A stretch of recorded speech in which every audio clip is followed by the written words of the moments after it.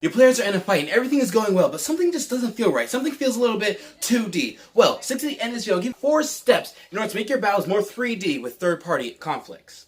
Welcome back, storytellers. My name is Khalil Roberson, a seasoned dungeon master, here to help you pursue your fantasy. And in today's video, we're going to be continuing the interesting combat series, and we're going to be talking about third-party conflicts. Now, if you haven't watched the other videos in the series, pause this video right now and go and watch them in this iCard right over here. Now, if you don't know what a third-party conflict is, basically it's when you introduce a new enemy into an existing combat that has no allegiances to the players or to the bad guys and will just fight and kill indiscriminately.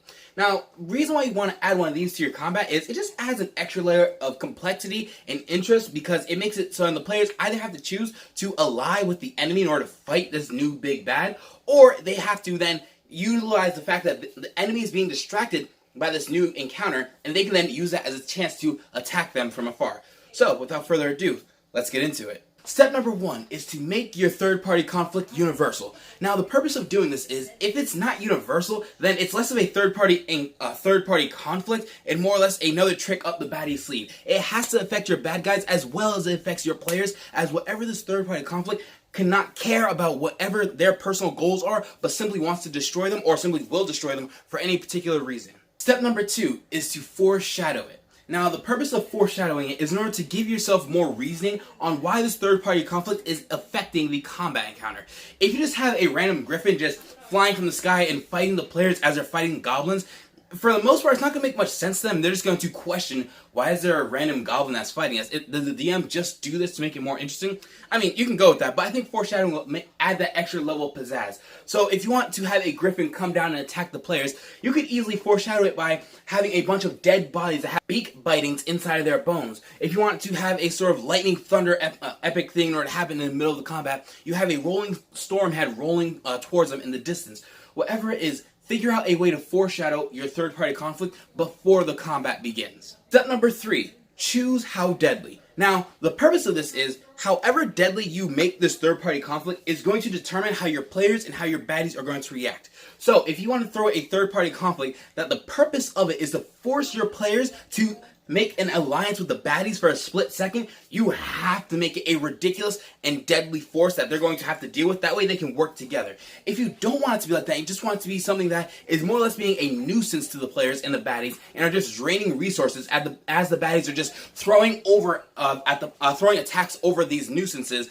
at the players and just making it much more complicated and much harder to deal with, then don't make the third-party conflict deadly whatsoever. Just make it a trivial thing that they'll have to deal with for the time being.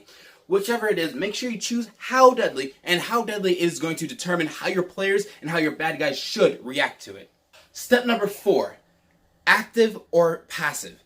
Now, what do I mean by active or passive? Is the third-party conflict actively trying to kill everyone inside of the space, or is it passively killing everyone? Now, an example of an active killer is a griffin that is swarming down and it just wants a meal. So it is actively trying to kill the players or the baddies simply because it wants a meal and it wants to eat something.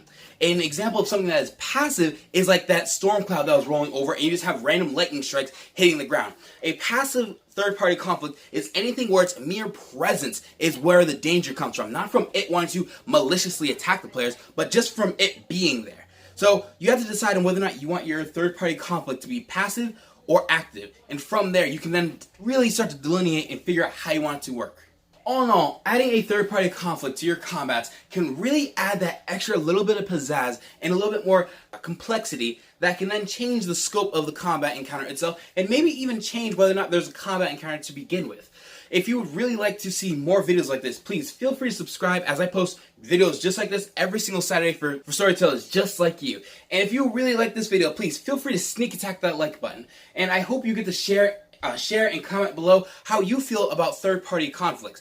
But regardless, I hope you're having a fantastic day. I love you guys, and in a world without fantasy, sometimes we need a little Dungeons and Dragons.